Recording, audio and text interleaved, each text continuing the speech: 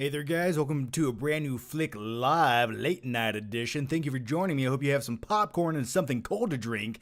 And with all of that said, let's just dive into your questions. Whatever you guys want to talk about, we will talk about, except for spoilers of Stranger Things Season 4. Just out of respect to people that have not seen it yet. Unlike myself, what I did yesterday was I took a nap between the hours of 9 o'clock and midnight. Then I woke up, ate something cold, some yogurt. Then I watched Stranger Things at 3 o'clock in the morning because I'm East Coast time. And then I stayed up till 7 o'clock watching it, and then I went back to bed. That's called dedication. Really enjoyed it. A lot of ups and a lot of downs from that final conclusion, those final 2 episodes, which were like 3.5 hours long. And once again, no spoilers. Let's not talk about spoilers in this live show, but we can give some general thoughts and opinions of the finale of Stranger Things Season 4. But yeah, a few things I really liked about it, because I see someone already asked a question about it. I liked some of the music choices. I especially liked that they brought in a song, one of my favorite songs of all time, by a little band called Metallica, Master of Puppets. And I remember vividly, a few live shows ago, someone asked me, John, what is your favorite song? Then I answered it with Master of Puppets. Nothing gets me more angsty, riled up, gets the testosterone flowing, and makes me want to drive 300 miles per hour through busy traffic than that song. Also, I said during that answer a few weeks ago that I wish they would use that song in some kind of cinematic action sequence. And they finally gave it to me.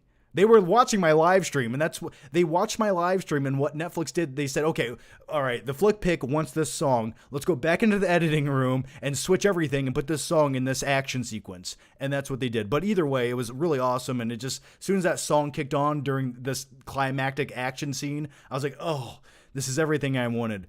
Really, the best way I can describe the finale of Stranger Things is it feels like Stranger Things went from being a TV series, and then it feels like they made the big budget version of it for a movie. It feels like the movie version of Stranger Things, but it's still just the show, which is a credit to them and actually stepping it up. And it wasn't just a bloated mess of like, oh, we're going to go bigger, but not necessarily better. This time they went bigger and better. And I would say right beside the first season, the fourth season was definitely one of my favorites. I mean, it was the Nightmare on Elm Street vibes mixed with the Dream Warriors. That's everything I wanted. So, and also when it comes to the villain of Vecna, it was nice to see that Stranger Things finally got a villain rather than just a monster that shows up periodically. So I was a big fan. Yes, no spoilers. Don't spoil it. Next time we'll talk about spoilers, but not today. Also, I did see Thor, Love and Thunder. I have a quick out-of-the-theater reaction video over on the FlickPick channel if you want to watch that. It's like 4 minutes long. I give my general overall thoughts on it, but very vague. And I will just say, as far as Thor, Love and Thunder goes, I much prefer Ragnarok. I think it was a much more interesting story. I think it was a better story. In this adventure, I just didn't feel like they had much to do. You know, it just didn't feel like they had much to do, but they sort of dragged out very little that they had. And I was a little bit underwhelmed with Christian Bale as Gord the God Butcher. Not to say he was bad. I just wanted more from him. I feel like there was way more they could have done. And especially with Christian Bale being a villain, the guy can act. He's a great character actor. He gets into this shit. And I just wish Marvel would allow some of their villains to chew up the scenery a little bit. Everything feels so controlled in the MCU. Maybe a little improv would be nice every once in a while. I just felt like Christian Bale had more to offer than they allowed him to do. But I think he was an interesting villain. You know, a flawed character is always the more interesting character to me. And I liked what we got. I just wish we got more of it. So, yeah. And also I'm happy to say, that's not a spoiler. It's not a spoiler. There's things they could have done, but they didn't. And for that, I'm glad. I will leave it there. Okay. No, I saw a press screening of Thor. I had to drive 2 hours and 40 minutes to Columbus, Ohio to see an early press screening. So with the price of gas, man, like it's costing me money to do YouTube. So, but either way, I can't complain. Yes, these are my Nicolas Cage glasses. Thank you. You know what it is? You know why I wear these? Because they're sort of rose tinted and the screen is bright. I have a bright light right there, and looking at all the text flying by and the bright lights, it hurts my eyes. And with these rose-colored glasses, well, it just makes everything look better, and it makes me feel happy. Michael Parton says, Johnny, I missed you. Well, I missed you too, Michael. How's it going? And you've been a member for 17 long, hard months, and I thank you for your dedication, sir. All right, let's dive into some of these super chats, and thank you guys for the super chats. It does help pay the... does help buy gas when I drive 3 hours to see movies. So thank you for that. It also does help Popcorn and Sour Patch Kids because I get hungry during movies, and, well, that's just a necessity in life. All right, let's dive into it. Night King 01 says, hey, John, how's Stranger Things so far? I'm watching the finale, and man, they turned this show around from season 3 and 2. They actually listened. Yeah, they went dark. They went bigger. It got better. I mean, I don't know if you have... There's little minute complaints I have with this season, but they're very few and far between. Really, I think they gave the fans what they wanted, and if you didn't get what you wanted, what do you want? What did you want? I just think the contrast between season 1 and 2, there's a huge contrast, right? Season 1 was a little bit more somber and subdued at times, and a little bit more eerie. And then season 4 sort of goes for this big Hollywood epic horror film vibe. But I love both of those things. And I like that every season of Stranger Things, even the second season, I like that they at least... Well, I guess except for the second season, because the second season was more or less like the first season, but not as good, but not bad. But yeah, I just like how they tonally shift it, and they almost give a tribute to each horror genre every season, or at least every genre. Like in the third season, it was like that pure 1980s sort of like Fast Times at Ridgemont High vibe, just the corporate consumerism, the mall, the food court. I loved that. It was a much lighthearted version of this season, but I still like it. But yeah, damn good season, man. The next one comes from DJ Crack Mix, who has become a member. Yay! Thank you, DJ Crack Mix. Michael Leahy says, good day, Johnny. Any thoughts on the upcoming end of the Schmodown? Is it ending? I mean, they had a good run. I did one Schmodown. I lost. I got Indie Darlings as a topic, and I just like, they were naming movies I've never even heard of, and I think only 7 people have. But yeah, well, at least they had a good run. That's what I can say. Lewis Berry says, best season yet. Sink, Brown, Bauer deserves noms.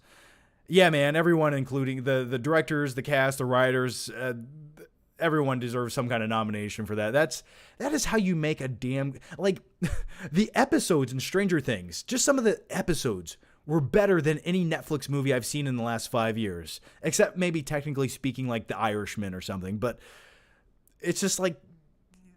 That was perfection. Like, every episode was so cinematic and well done. I mean, there was a few, like, filler episodes, but they were still entertaining. Oh, yeah, it was perfect. And by the end of the 4th season, the finales that we got last night, they did some crazy shit I was not expecting. Some people got fucked up, and I was like, oh, whoa. And then they sort of leave it off to where it even goes bigger. And it feels like in season 5...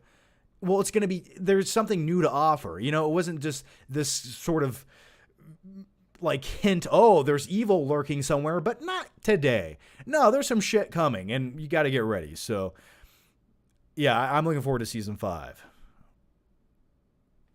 Lewis Berry says, Black Adam trailer thoughts, Thor 4 or Man of MOM? What is MOM? Am I dumb? Multiverse of Madness. Yes, that's what that is. Mom. Okay, let's talk about Black Adam's trailer. I think the Black Adam trailer, I don't think it looks bad. It is sort of, if you wanted to make, and with all that said, if you sort of wanted to make like a cliche superhero action trailer, The Black Adam trailer is that. Like, if there was a setting on my editing software where I had all this footage and I just didn't want to edit it and I had to do some kind of like quick shortcut, and I there was like an option, like a plugin that said epic comic book movie trailer, and I clicked that button, the Black Adam trailer is what would get crapped out when I rendered that video.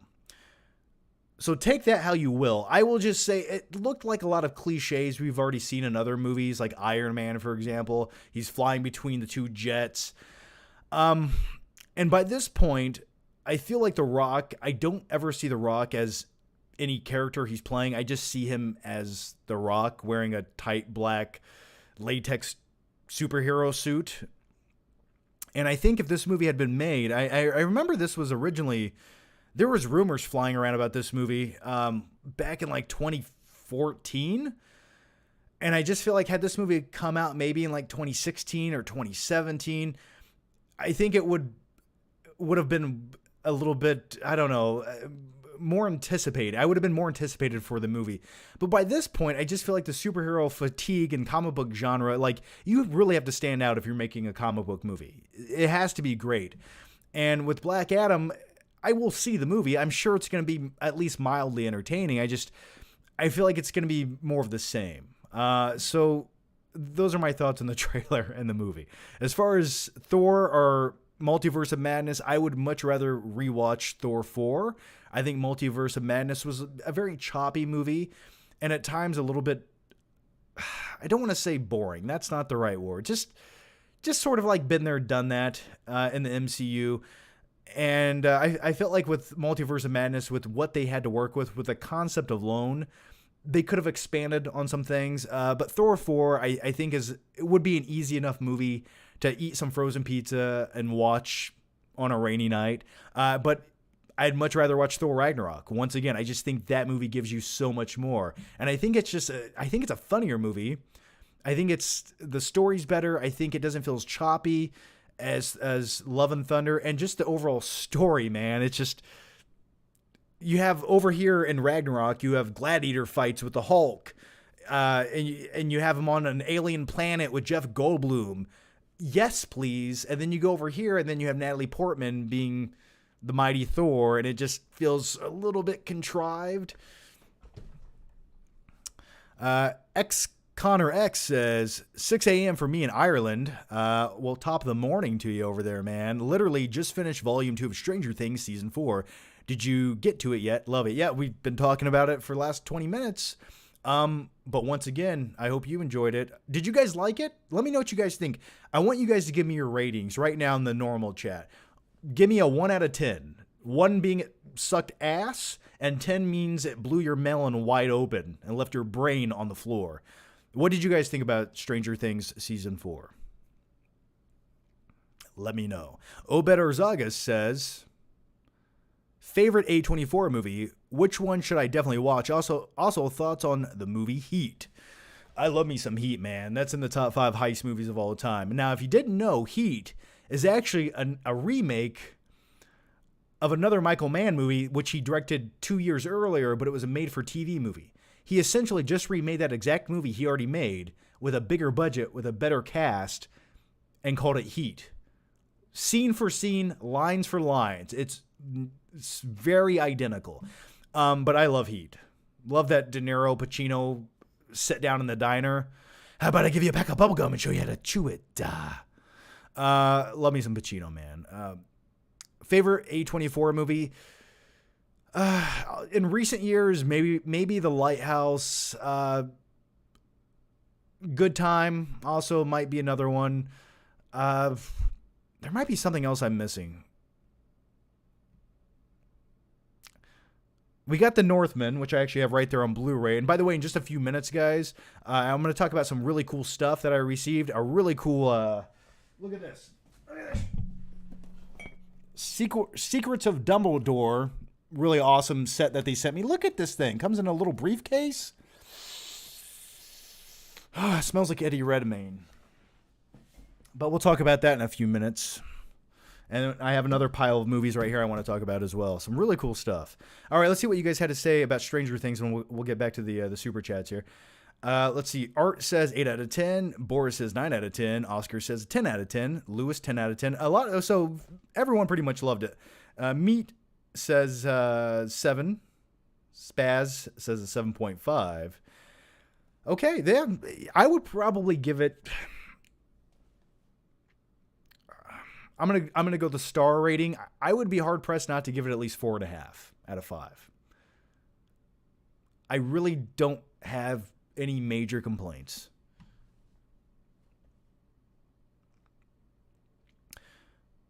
Okay, the next one comes from Lewis Berry. Favorite and least favorite episode of season 4 of Stranger Things. I can't recall the exact episode. There might have been one early. It might have been like, maybe it was the second, maybe the third episode. It felt like a lot of filler and not much story progression. And I really can't, they all sort of blend together because I binge watched the first, the first 7 episodes. So they all sort of blend together. I remember there was one that it was just very forgettable. It was sort of like nearly a skip over episode. And once again, I didn't think it was bad. It felt like maybe some of those plot points could have been condensed into other episodes. But for me, I don't mind some filler in a great series. I feel like, okay, you can have your one filler episode. But I'm trying to think which one that was specifically. Joseph Knowles says, "Hey, John, how are you?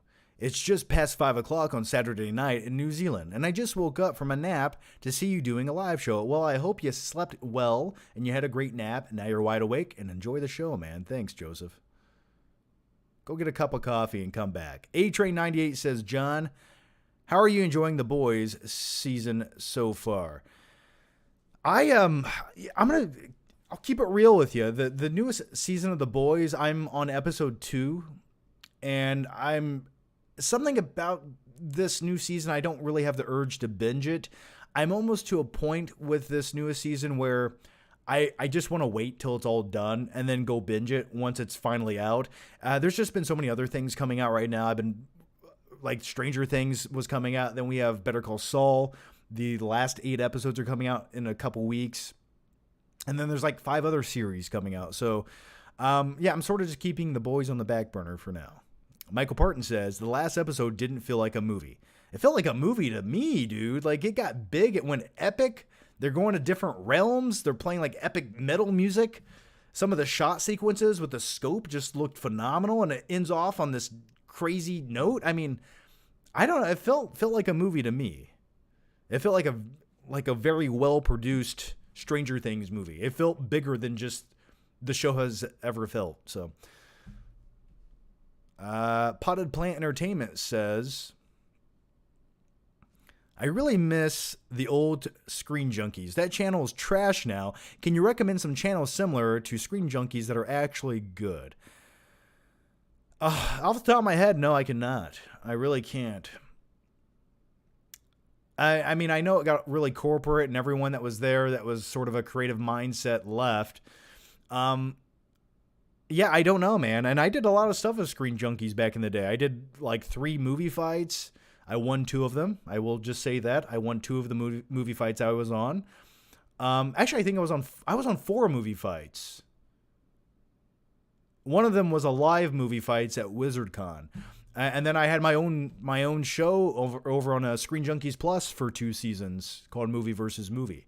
There's like 1 episode you guys can find on YouTube they released, but everything else was behind a paywall, and I don't know what happened to it. But yeah, as far as like recommending something else, is there something else like Screen Junkies right now? Like Collider went to shit. Screen Junkies went to shit. Everyone just faded off into obscurity. Now everyone's doing their own thing because I think everyone realized you don't have to be part of this corporate studio thing where you go in and you have 5 camera guys and you have this producer and blah, blah, blah. You just have to sit in front of a camera and have something to say. You don't need all that other shit. So, yeah, as far as finding something else, I don't know off the top of my head. John, have you seen the dystopian masterpiece, Children of Men, the Korean classic Old Boy? And you asked the same question 5 times, but either way, I have seen Old Boy. I love the original Old Boy. I love the hallway fight scene with the hammer. And I have seen Children of Men. I really enjoy it. One of Clive Owen's, probably my favorite movie of Clive Owen is Children of Men, or what was the other? Ah, man, my brain just blanked out. The one where it's a heist movie. Denzel Washington's in it. He robs a bank. Inside Man. Yes, Inside Man. Let's go to the next one. Claudia Rogajan says, have you seen the 2002 film Narc with Jason Patric? I don't think I have seen Narc. I don't think I've seen it. No. Jingo says, I'm watching Breaking Bad for the first time. No spoilers. I'm on season 3, episode 2, loving it. In the later seasons, are they good? Yeah, they're good, man. I almost feel like season 3 of Breaking Bad is the best one. Is season 3 is the one where they have the showdown, like Gus Fring becomes a very major villain in it. If that's season 3, that would probably be my overall favorite season of the show. But yeah, I would say Breaking Bad didn't really have the weakest season of Breaking Bad. Really, is the first one, and if you like the first season, in my opinion, the show almost gets better as it progresses. And my favorite thing about the progression of Breaking Bad is the character of Jesse becomes less of a moron as time goes on. Like he becomes more competent and more enjoyable to watch as a character rather than being annoying. Bitch. The next one comes from Yalen Martin. What's your favorite watchable documentary? It's Jalen Martin. I call you Yalen every time. I'm sorry. Jalen Martin says, what's your favorite watchable documentary? Well, I have a few. One is a little bit more lighthearted about bicep definition and Arnold's pecs, and that's called Pumping Iron, which came out in the late 70s. That's a great bodybuilding documentary, which I find highly rewatchable, and every time I watch it, I feel like I'm coming. If you don't get that joke, please go watch the documentary. Another one I remember watching as a kid, and they made 3 parts of this. It was called the West Memphis 3. Actually, was it called it was called something like the West Memphis 3, but really interesting documentary about these 3 teenagers that did some unspeakable things to some young boys and then later got acquitted or accepted an Alford plea, which they got out of doing life in prison. But those were interesting documentaries. I'm trying to think of something else. The Val documentary was pretty good that came out a couple years ago. I thought that was pretty well done. And if you want a mockumentary, it's not really a mockumentary. I treat it as such, but it's called American Movie. And it's one of the funniest documentaries I've ever seen about a guy trying to make a really bad movie called what's it called? It's called Coven. It's called Coven. And you will laugh your ass off as you watch this. Please go watch American Movie as soon as you can. If you can watch it right now, leave this live stream immediately and go watch it. No, please don't do that. Wait till I'm done. I need you here. Okay. The next one comes from Mike Likes Movies. Christian Bale is so good as a meth head in The Fighter. Laugh out loud. By the way, what's your favorite place to grocery shop? That is a great, phenomenal question, and I'm going to give you a very profound answer to such things.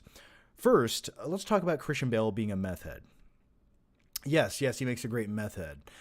The funniest scene in the movie The Fighter, and it's sort of unintentional, but I laugh hysterically every time I watch it. There's a scene where Mark Wahlberg's character walks into like a backyard looking for his brother.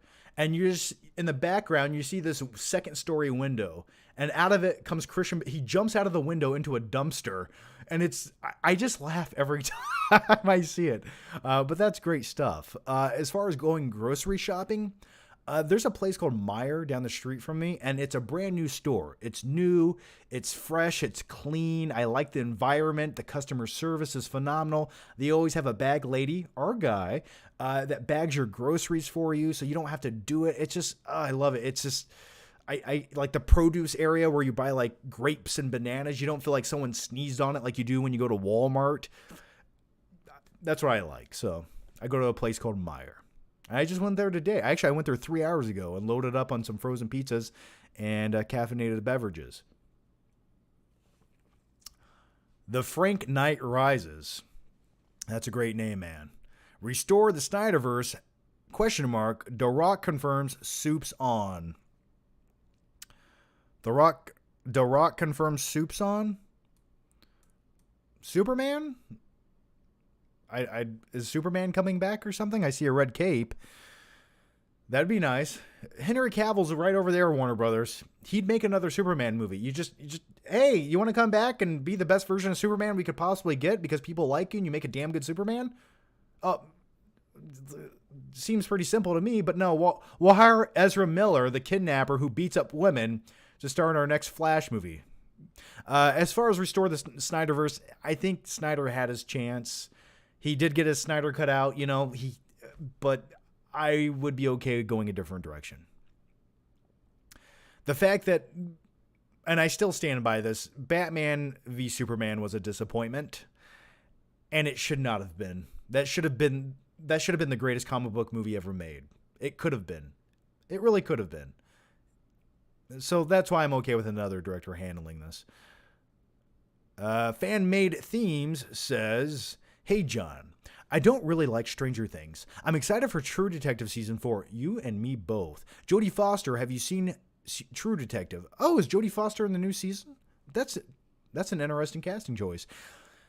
I have seen True Detective. I love Season 1. Season 1 of True Detector, the ripoff. No, Season 1 of True Detective, that's cinema. That was so well made. Matthew McConaughey and Woody Harrelson in that. Oh my God, that was everything I wanted. I love the mood and the tone of the first season. The second season is an atrocious abomination against humanity, and even mentioning it, I should choke myself until I pass out on this live stream, but I will not do that until I turn off the camera. The second season sucked. Third season was better, but just nowhere as good as that first season. Joseph Knowles says, what are some movies I should watch tonight? Joseph, that's too broad of a question. It depends on what kind of mood you're in. What are you doing? Are you watching them by yourself? I just need to know what kind of mood you want to be in. Do you want to be depressed? Do you want to be happy? Are you going to eat as you watch these movies? Sometimes I ask myself that same question, Joseph, and 3 hours later, I'm still like looking at my movie shelf back here, or I'm on Netflix scrolling back and forth. Then I open up another streaming app. I look at that for 20 minutes. Then I go to another one. Then I go to another one. Then I go to another one. You know what I do watch a lot lately? I watch the A&E biographies of WWE wrestlers. I've been watching them when I run out of shit to watch or movies to watch. I go watch one of those A&E biographies. I don't know. I find them highly fascinating. Rodney Brushwood says, Rodney Brushwood Reviews has become a member. Yay! Thank you, Rodney. And by the way, real quick, guys, shout out to my own shit, but I just put up a brand new episode of the exclusive podcast, which is for YouTube members and Patreon members. It's an hour and 25-minute podcast. We talk all about Jurassic World Dominion, Lightyear, and we also go into deep dive discussions on questions over there as well. So definitely check that out if you missed it and you're a member here or on Patreon. And there's a video version and an audio version, so if you just want to listen to my voice rather than look at my stupid face, like you're doing right now, and I thank you for that, you can go check that out. The next one comes from Baron. The Mendango fight in Django Unchained is rough and hard to watch. What about you? It's pretty brutal. It is, but also I love it at the same time. I love it. But when that first sequence where they're just fighting on that wood floor, just going back and forth, and it just feels raw and visceral. It doesn't feel overly produced. It feels like these two dudes are just beating the shit out of each other. And you just have Calvin Candy sitting over there like this, just all relaxed. And just everyone's just so calm in the room. It's a great scene. And then he slides him the hammer. That's intense. And speaking of Django Unchained, man, I am so disappointed. So for nearly the last decade, there was this concept that they wanted to make a Django sequel where he teams up with Zorro. Directed and written by Quentin Tarantino. And I guess the movie just cost way too much money to make. They said it would have been like a $500 million movie to make. And here's what I say to that. Hey, Netflix, you have more money than you know what to do with. Maybe just give it to Quentin Tarantino and say, hey, man, make the movie you want to make. And if they want to split it up like they did into The Hateful Eight, where you have 4 parts of the movie split up, that would work great for Netflix. So why not make like a 5-part Django 2 sequel with Zorro? Just putting it out there, Netflix. I want to watch it. Claudia Rogojan says, Black Adam is supposed to be a villain. Why is he a hero? Like, come on, they couldn't even get that right. He is Shazam's arch enemy. Well, you see, he might be. They're gonna do the lazy. They're gonna do the lame version of this. He's gonna be misinterpreted as sort of like a bad guy, but at the end of the day, he has a heart of gold. But he just doesn't. He's not Superman. He's sort of like the carefree version of Superman. He has the powers, but he's not a Boy Scout. So, at the end of the movie, he'll be considered like an evil villain, or a misunderstanding between him and Shazam will go down. But at the end of the day, he will be more or less a hero and a good guy. I don't know. I don't really care about it. I don't. I feel like it's going to be that comic book movie that comes out. People talk about it for a week and then it just fades off into obscurity. Because when you make a new comic book movie every week, it has to stand out or else it's going to be forgotten instantly. And that's just the way that genre has went. And so I don't think I'm getting fatigued. I just want better movies from it.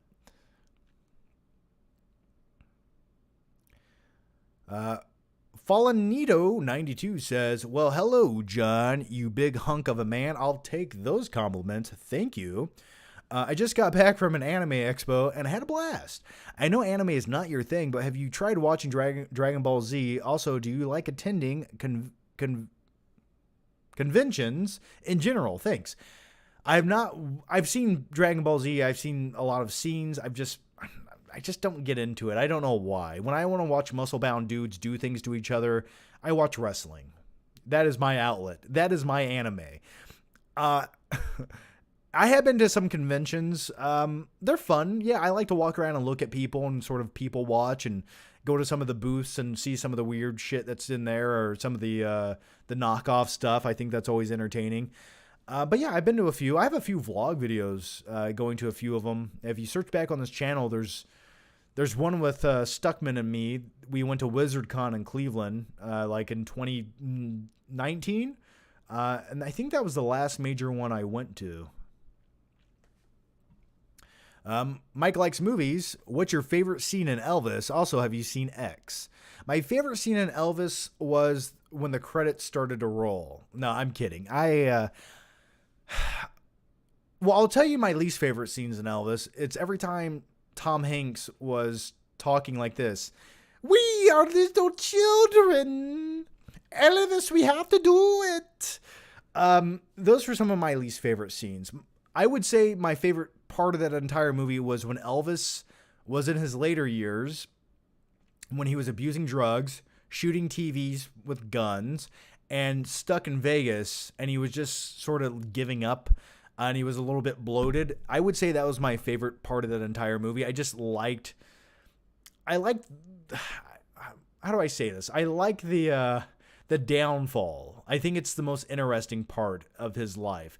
I'm not saying like, oh, I'm glad Elvis got bloated and was like doing drugs. That's not what I'm saying. I just think it's the most intriguing aspect of his life. There's so much drama and trauma happening. As far as like a character movie goes, I think that's the most interesting stuff to watch. Also, they did some really great shot-for-shot remake sequences when he was playing in Vegas, which I thought was really, really well done. So I did see X, Old People Fucking, man. Yeah, I did see it. Yeah. It was okay. My thing with the movie X is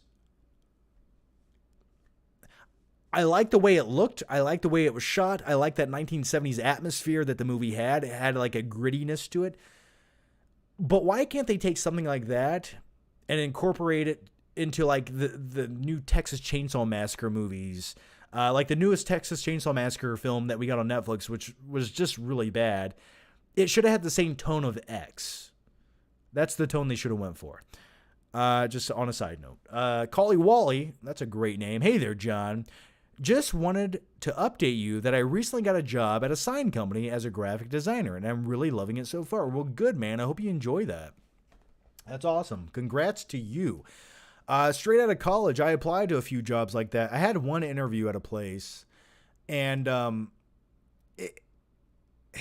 it seemed like it would have been fun, but they didn't want to pay much. And the people that worked there, I don't know. I didn't see it lasting longer than a month, but I hope it works out for you, man. Good luck. Spec Love 1988 says, "Hi John, greetings from San Diego. When you go to the movies, which area do you usually pick for your seat, front, center, or all the way to the back?" I never go all the way to the back, just because it feels less immersive and the sound doesn't sound as good, and it just doesn't feel right to me. I feel like I'm too far away. It depends. It depends if I know how many people are going to be in the auditorium. So typically speaking, if I go to a normal cinema, I usually try to set in the first section right behind the main walkway or wherever the bar is in front of the seats. That way I know I'm elevated. No one's going to sit right in front of me. That's typically where I aim to sit at. Or sometimes I'll get the handicap seats, because if you get the two handicap seats right in the dead center aisle, no one's on either side of you, which is much preferred. And sometimes I walk in there with a limp, to justify sitting there. And then if I go to like a press screening where I know no one's going to be, like there's 10 people in this 300 seat auditorium, I'll try to sit in the middle, but to the right by a few seats. For some reason, I don't like sitting dead center in a theater. I like sitting just off to the side, just ever so slightly. That way, when I do this with my arm, I can like look center at the screen. Does that make any sense? Do I sound utterly crazy right now? Where do you guys sit when you go to the movie theater? Best dumbbell workouts for triceps? Well, I wouldn't recommend doing a lot of dumbbells for triceps, but if you're going to, I would definitely, here's what you do. Sit down on a bench, and you can do right here. Just do these. Take the dumbbell, go straight up and down like this. That'll get the tricep going. But typically when it comes to tricep workouts, I would say do some close grip bench press, or go over to a cable machine and do some tricep pull downs, and change up the grips that you're using. And you can hit, because your triceps have 3 different heads in them, and you want to hit every single head of the tricep. So you have one here, and one there. So changing up your grip, the way you do it, that's what I would say. Just change it all up and do the cable machines. That's where I always got the best tricep workouts.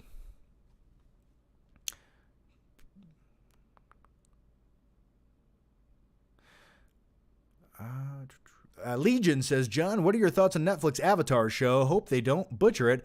I don't know much about it. I think that's the first time I've heard about it, maybe. I hope it's good. I don't know. I didn't watch. Are we talking about Avatar The Last Airbender, or what are we talking about? Are we talking about Avatar The Last Airbender Netflix show? If we are, I only watched a few episodes of that, so I can't even really chime in with a real opinion. Dustin Rich says, generally speaking, movies, music, TV, comics and all entertainment is at an all-time low. Do you agree? I don't keep up with comics. Entertainment, typically, I think there's just so much of it right now. We're just bombarded with shit into our eyeballs 24/7. So really, it's one of the best times for entertainment because there's so much of it. So I don't think it's a down point, because we still get great movies. we're getting great TV series.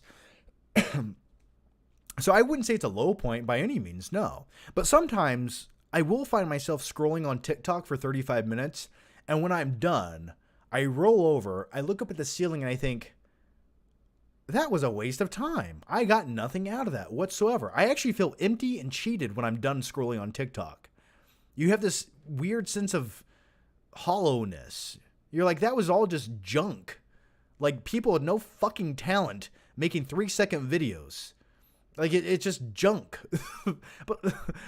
but usually I reserve TikTok time for when I'm taking a crap. So that's the form of entertainment TikTok is to me.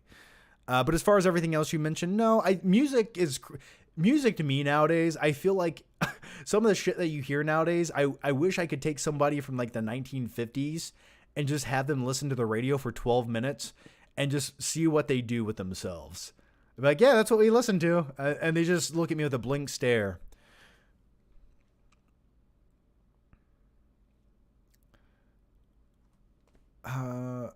Mr. Pro says, hi, John. I'm enjoying Rockstar watermelon energy drinks and watching your stream. Well, good for you. You know, my least favorite flavor is watermelon. It just tastes so artificial to me. Something I don't like I like real watermelon, but the artificial flavor of it is utterly disgusting to me. And the same goes with banana. Like fake banana flavoring, it doesn't really taste like banana. It tastes like chemicals trying to be bananas, but they're not. But I hope you enjoy it. I have, I don't even know what this is. Oh yeah, I have a watermelon as well. Oh God, I hate myself. I did not mean to buy that. I thought this was the red cherry kind. Well, cheers, man. Chemicals. I like it. The watermelon flavor of Monster energy drinks tastes like pool water. It tastes like chlorine pool water. And then someone chewed on like some watermelon and like spit it in there. That's what it tastes like. I have a question. Do you still collect Blu-ray 4K movies? I do. I still have a large collection going. Every once in a while, if I'm in a store and I see something I really need, I pick it up. So yeah, the collection's going strong back there, and I have a stack of movies right now, and we still have plenty. Oh my God, holy shit. I need to talk quicker with these super chats. I didn't think we had that many. Okay. Oh my gosh. All right. Yeah, I still collect 4K movies. Okay, I'm going to try to go quicker with the questions. By the way, guys, if you do ask questions, I will get to it. Just know I'm about 20 minutes behind right now on them, but I'm going to go quicker starting now. Michael Parton says, Thor 4 review being compared to Batman and Robin. No, Thor 4 is in the same tone and vibe of Ragnarok, except sloppier. X Connor X says, the stuff with 11 with Papa in the lab started to drag for me personally, and when Creeping Death started playing, I thought of you, laughing my ass off. Thanks, man. Yeah, I do agree with that. Some of the lab sequences, yes, I do agree. A little bit, it was getting a little bit redundant because it didn't feel like they knew quite what to do with 11 and they couldn't utilize her too soon. So I do agree with that. Yeah, they started to drag a little bit, but as soon as they started to drag, the story would cut to someone else in their storyline. So I thought the pacing helped it.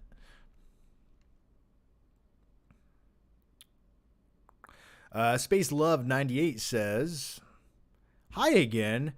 Did your elementary school have a DARE program thing when you attended? With the cops and everything.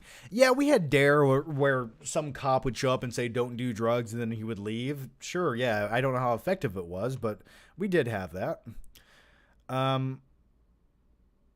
MKF30 says, John, you hear rumors Bale said he'd be Batman again.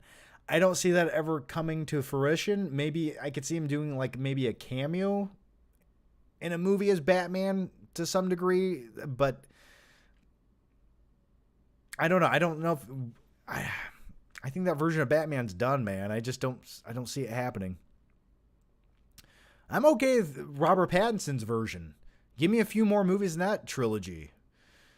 Steven says, just saw Everywhere all at once, whenever, whatever, all the time. Couldn't stand it. Am I the only one? Okay, so me and a pal of mine have been meaning to watch that movie. He has not seen it yet. We were going to watch it over at his house. He has a projector and everything. So we've been meaning to get together and watch it. It's just I haven't yet. And I do have a feeling that I'm probably going to like it, but I don't think it's going to be this profound movie that makes me rethink my entire life. And then after I watch it, a tear trickles down my cheek. I don't think it's going to be that level of a movie for me, but I'm looking forward to it. I just haven't watched it yet. Joseph Knoll says, do you like cop TV shows or border security? I used to watch Cops every once in a while, but it was always one of those shows I watched as a kid late at night when I had nothing else to watch. When the only options you had were, here's cable. Whatever you get's what you're going to watch. Go fuck yourself. So that's usually when I used to watch Cops. It was mildly entertaining. Claudio Rogajan says, the video where Zack Snyder breaks down his career, he pretty much says Batman was just thrown into Batman v Superman for simply being popular. That explains a lot. Yeah, I could see that he wanted to make a Superman movie, and then Warner Brothers was like, well, you got to put Batman in this shit because we like money. So I could see that. Space Love 1988 says, hey, John, what is one of the most craziest things or people you saw when you worked at the movie theater? The craziest things or people I saw. I remember I was working at customer service once, and I got a phone call from a lady, and she asked me, and she was serious. It wasn't a joke or a prank or anything. And she says, hi, I take care of like 37 autistic kids that also have, what was the other issue they had? She said a majority of them had Tourette's. Yes, they had Tourette's. And she's like, when is the best time to come see a movie? And I'm just thinking like, maybe rent out the theater, because if anyone else is in there, that's going to be one of the worst experiences of their life, going to the movie theater. And I didn't know how to answer her question. I really didn't. I thought that was a very interesting call. I think what I said was probably earlier the better. But yeah, I'm trying to think of something crazy that happened in the theater. I remember one time two dudes almost got into a fight because it was a packed theater, and the one guy couldn't find a seat, and somebody wouldn't move over. And I remember there was almost a fist fight in that auditorium. I'm trying to think which movie it was for. It was definitely for some shitty movie, but I can't remember. But off the top of my head, that's the only things that come to me. Everything else was pretty mild, to be honest with you. I will just say this.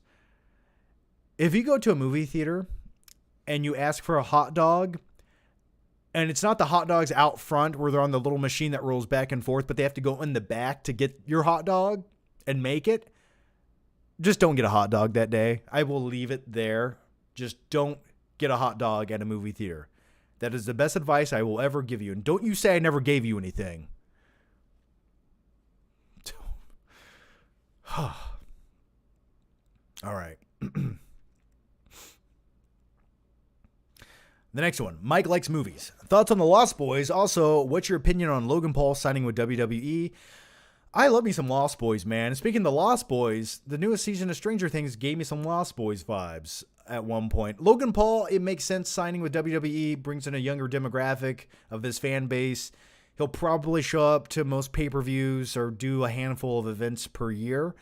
Yeah, I think it's a smart move. I think he can make some money for the company. It's why not? So do I personally really care? No, but I think as far as like a business move goes, it's smart.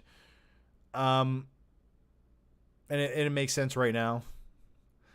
Mr. 47 says, how is the action in Thor 4? sort of forgettable, to be honest with you. It's not bad. It's just most of the action sequences that happen. I just saw the movie a few days ago and I sort of like forgot them. There's nothing really that memorable about any of the action sequences. That's the truth. Like I think back to Ragnarok, and like I can remember that big Hulk Thor fight scene in the arena. But this movie didn't really have something like that.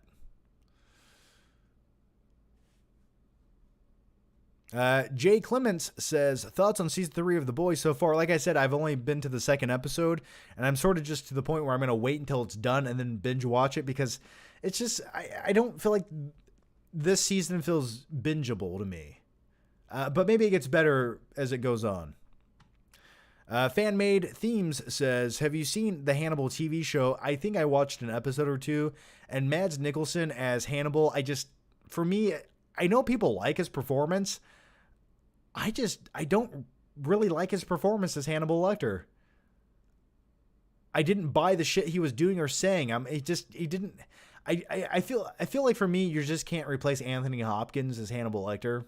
You just can't do it. So I'm hooked. Did I say Nicholson? Mads Mikkelsen.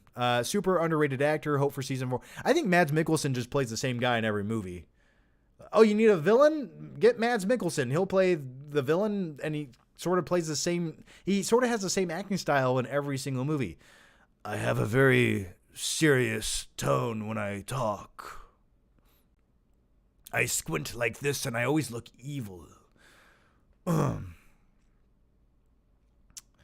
Joseph Knowles says, favorite movie scene when somebody gets killed by an animal. Okay. Gosh, I'll just go with the first. I mean, I know there's probably better sequences, but off the top of my head, I will go with the first Jurassic Park from 1993, where the T-Rex eats the lawyer sitting on the toilet. That's a damn good scene. That's a great iconic scene. So I would say that's one of my favorites. Oh, and also Jaws. Go to Jaws. Yeah. What's another scene where an animal kills someone? I'll think on it. And your next part of your question was Jingle and Chain, dogs eat people. Yes, they do. The one guy running away. Apocalypto, somebody gets mauled by a panther. Also, yeah, Apocalypto, where the panther. Yes. Some of the worst scenes where an animal eats someone is in Anaconda, starring Ice Cube and Jennifer Lopez. That's some of the worst shit I've ever seen. Jesus Salcedo says, or Jesus, I'm going to call you Jesus, though. Have you ever had too many gummies, edibles? Yeah, I remember the other night I had a few, or one, and it just lasted into the next day, where I was just like, I can't do anything today except play Rocket League. But yes, I have. Art Vandalay says, have you seen Psycho Gorman? If not, give it a Google. Psycho Gorman? No, I have not. But I'll check it out.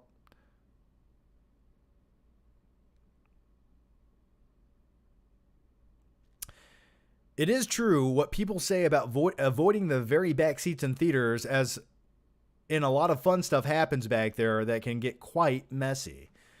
Yes, another reason you should avoid those seats. Dude, when I worked in the movie theater, people would just piss. Like, just blatantly piss in the movie theater seats. Just piss on them. Like all of the puddles on the floor, man. I'm telling you. Yeah, avoid the back seats. Avoid the back seats. And if you can, go to a theater that has like leather recliner seats or vinyl or pleather recliner seats and not the cloth. Because at least the vinyl seats you can wipe, get a good cleaning on them. The cloth just holds every little germ and skin flake. Mike Likes Movies says, favorite Leonardo DiCaprio movie. Also thoughts on Crispin Glover. I like me some Crispin Glover, except he hasn't really done many movies for the last 25 years. I love when they replace Crispin Glover in Back to the Future 2 with some other guy wearing prosthetics to look like him, and he's just upside down in the future. And all he says is, "I know." Leonardo DiCaprio movies, Jingle and Chain as Calvin Candy.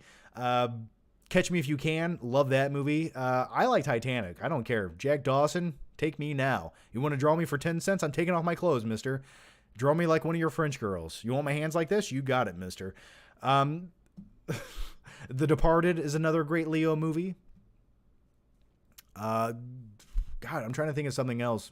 I mean, Inception was a good Leo movie. I'm trying to think of something recently. I think that covers it. Oh, I was just watching The Beach the other day. If you've never seen the movie The Beach, it's good. I think the first half is better than the second half of the movie, but if you like Leo, definitely check out the 1998 movie The Beach. Jalen Martin says, Were you working when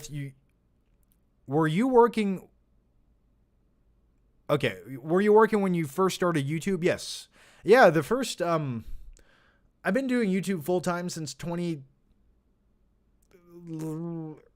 early 2014 was when I could do YouTube full time. Before that, I was working. I had at one point I had 2 jobs. I had a part-time job, then I quit my full-time job, and I just did a part-time job for a minute as I was focusing on YouTube.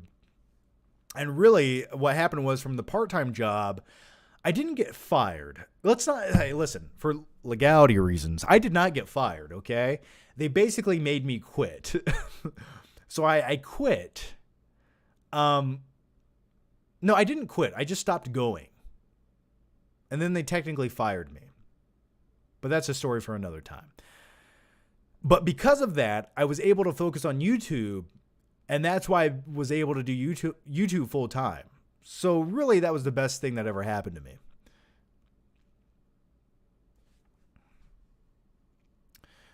Joseph Knowles says, Hey, John, have you seen Surf's Up, a cartoon surfing penguin movie with Shia LaBeouf and Jeff Bridges, a chicken?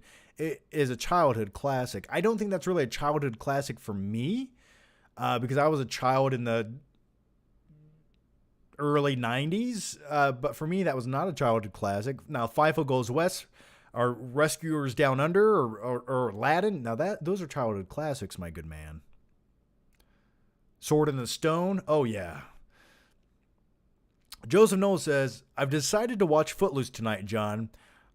I've never seen it, and maybe I'll watch another Kevin Bacon movie, Hollow Man. Well, speaking of Footloose, they have a damn good song that was in Footloose, the movie, that also gets featured in the last few episodes of Stranger Things, which was great as well. I love Footloose. The Kevin Bacon scene in the warehouse where he's dancing around. If you don't get up and start doing cartwheel flips when you watch that, then you're just not a real human being. Silas says, Hey, John, I've been watching since 2016, and I am a huge fan. Also, I just got a job at an IMAX theater near me. So free IMAX tickets and snacks. Any advice? It depends what you're doing there, man. Just enjoy the job. Don't take it too serious. Have fun. It's a movie theater. At the end of the day, people are here to have fun. You should too. Now, if you are an usher, and that means you go clean the theaters, my best advice to you is try to hide at all times and watch as many movies as you can. That's what I always did. I kept my walkie-talkie on low, and I would just go hide in an auditorium until they told me to come clean up a popcorn spill. And when you go clean it up, just smile as you do it and run away before they can tell you to do something else. That's my best advice to you. Joseph Knowles says, I love Shaun of the Dead, but am I the only one that could have watched the whole movie of them not doing much, eating toast, and going to a bad job? Same. I love movies that start off where the characters just live a carefree lifestyle, and then it always seems like in that second act, they got to introduce that pesky conflict into the story where everything gets unrattled and unsettling. It's just like, no. Let's go back to the first part of this movie, where it was just a guy living his life. Can we get more of that? And I think subconsciously, that's why I like watching or making vlog videos on YouTube. It's like, yeah, it's just like, here, it's a fun, carefree day. There's not a big dramatic moment in this video. So yeah, I understand what you're saying. It's like in Clerks. It's like Clerks, there's not really any big conflict to overcome. There's some internal conflict with coming to terms with yourself, I guess you could say. But really, it's like, I love movies like that. It's so relaxing. It's like where the character starts is more or less where the character ends. And sometimes you don't always need this crazy arc. I just want them to go on an adventure and live it.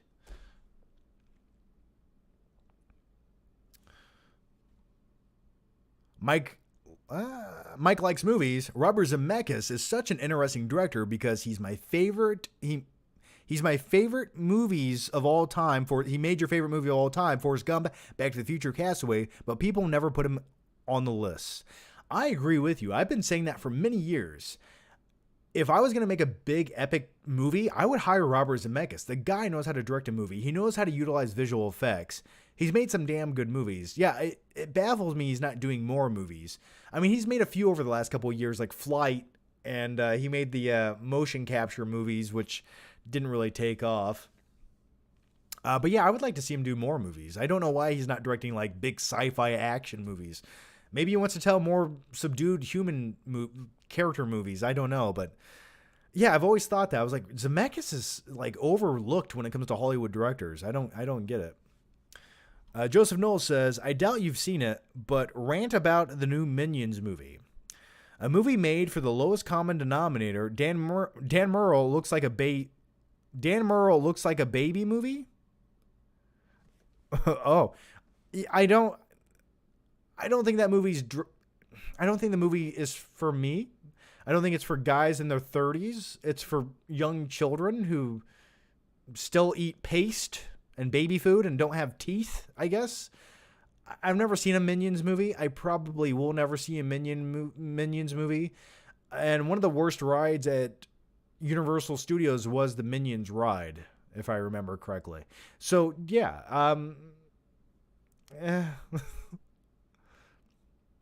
Space Love 1988 says, hey, John, I have to wake up in 7 hours, but I'm enjoying your live stream and you make me laugh. Thank you. Well, thank you for skipping sleep. I do appreciate it. But listen, man, here's what I want you to do. I want you to turn down the volume, but not too low, just low enough. I want you to close your eyes and lay your head on that silky, smooth, soft pillow and let my soothing voice put you to sleep. Welcome to Dreamland. Well, thanks, man.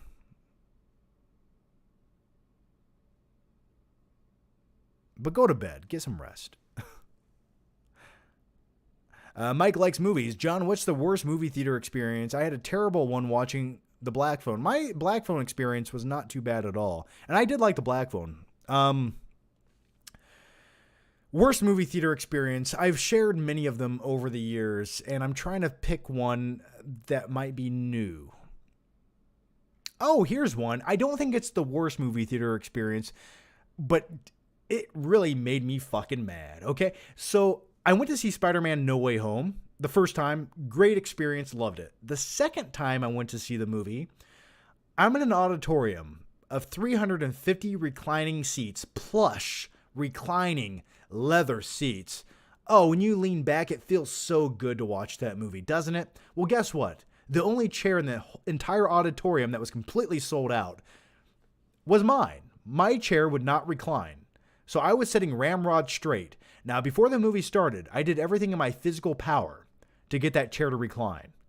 Because if I canceled my tickets and got a refund, I'd have to go to another movie later, and I was with somebody who had never seen the movie, and I didn't want to wait 3 more hours. So I sucked it up. But before the movie started, during the trailers, I used all my physical force, right? I put these biceps to work, baby. And what I did, as everyone in this auditorium is watching the trailers, and there's a guy beside me who thought I was utterly insane, by the way, and I think he was frightened, and he never made eye contact with me once the movie started. I was literally pulling on the bottom of the chair. I was fucking yanking it as hard as I could. And I heard something snap in it, and a bolt flew off. And I did get the chair to lean back like 10 more degrees. It was here, and it went to there. Right? Slightly better. Not perfect, but slightly better. And I more or less, I think I just bent the chair into oblivion. But you know what? That's not my fault. I blame the theater. First of all, you ruined my theater experience. Second of all, you should have repaired that chair or had a sign on it. And when I did tell the management after the movie that the chair didn't work, they were sort of just like, oh, okay, well, I mean, we'll give you a free ticket. I'm like, okay, but you should maybe go put a sign on the chair that says doesn't work, or maybe on your online website, maybe like mark that chair out so you can't reserve it or buy a ticket to it. So that was one of the most recent unenjoyable theater experiences I had. Really, my biggest complaint nowadays when it comes to movie theaters, it's just they're not being maintained. It's like, why would I go watch a movie that's out of focus in an uncomfortable chair when I could sit at home and watch my great OLED TV with surround sound on my comfy couch? Why would I pay you money to do this? Justify it, please. And nowadays, more times than not, it's the theater experience is just, it's not fun. You got to get lucky nowadays when you go see a movie. Everything has to just fall perfectly into place. I almost have anxiety when I go see a movie at a movie theater. I'm like, please just be good. Please be in focus. Don't have a stupid kid over here texting on his phone. I hope no one peed in this chair. I hope the popcorn's fresh. Just so many things. Let's go to the next question. Wade's Movie World says, what are your thoughts when parents bring their kids to movies and they are running around and won't shut up? Oh, I say shut up. I scream it. I scream that shit. And then I'll scream like, oh, you couldn't get a babysitter? It's just a lack of etiquette. Once again, another one of my fears. When that happens, and it's a movie I really, really want to see, I will get up and leave and go to another movie. I won't do it. I have a story for you. Here's a great story. I forgot that happened. So when I was an usher at the movie theater, there's a lot of movie theater questions today. It's movie theater theme night. So when I was an usher at a movie theater, I know how to turn on the auditorium and lights. It's like a little hidden button by the door. And I remember we went to see a movie. I don't remember what it was. It was years after I worked there. And there was a group of like teenage stupid kids talking and texting on their phones. And it was just them and me and a friend in this movie theater, right? And these kids would not shut up. They just kept talking and texting and Snapchatting and blah, blah, blah, blah, blah, blah, blah. So I was like, you know what? Fuck it. Let's just get up and leave. But on the way out, I turned on the auditorium lights. I just turned on the lights halfway through the movie and I left. And I felt really good about that. Let's go to the next one here. It's not like it mattered. They were putting their phones in their face anyway. I doubt they even noticed.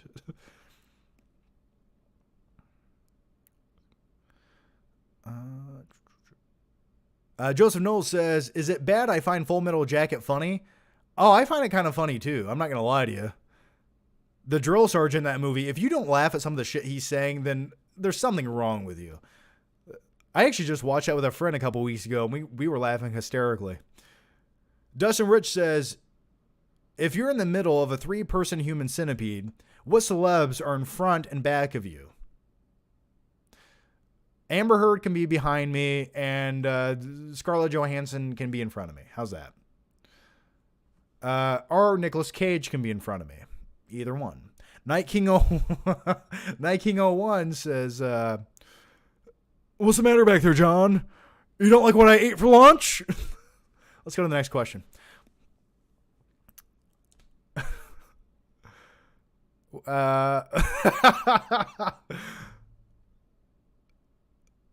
Okay, Night King 01 says, sorry to rant, but I hate The Boys past season 1. It's like a satire for dummies. Also, I'm tired of the cynical superhero trend. It's not clever anymore. Yeah, really, outside of Homelander and The Boys, I don't really I don't find anyone else interesting. Just give me the Homelander show. Mike Peters says, hey, John. I don't think Pixar is the gold standard for animation anymore. Last truly great film was Toy Story 3. Thoughts? Yeah, Lightyear was instantly forgettable and not needed. I don't think it was bad. Like, it was mildly entertaining. But yeah, they haven't had a movie that I've really connected with in a while. It's just their concepts for movies feel like their concepts went down, right? They used to make movies about like the Incredibles and you know, fish under the sea finding their way home and little toys that came to life. Look at the last 4 movies that they've made. The concepts just aren't really that intriguing to watch as an animated movie. MKF30 says, hi, ever seen Maniac 2012 remake with Elijah Wood? I have not seen that. I've heard about it, but I have not seen it.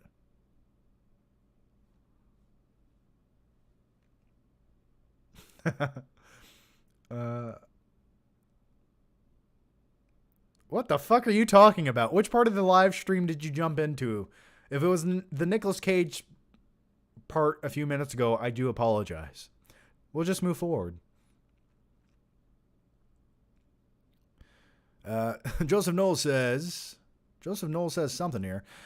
Do you think movies nowadays don't have enough character moments? For example, the movie Seven, and I love the bar scene or the scene, the shave. Character moments are always great. Yeah, I feel like nowadays movies skim over that. Just here's the plot. We're getting from point A to point B. We're not going to stop and really showcase some small moments with this person or this character and give you something that stands out. Yeah, I could see that sort of that dying off a little bit. Yeah, that's fair to say.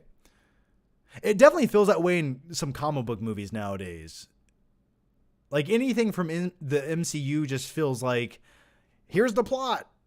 What about the small moments with the character? It's like, let's slow down for a minute and get back to that. Because if I don't care about that character, I don't care about this big bombastic plot we're going on.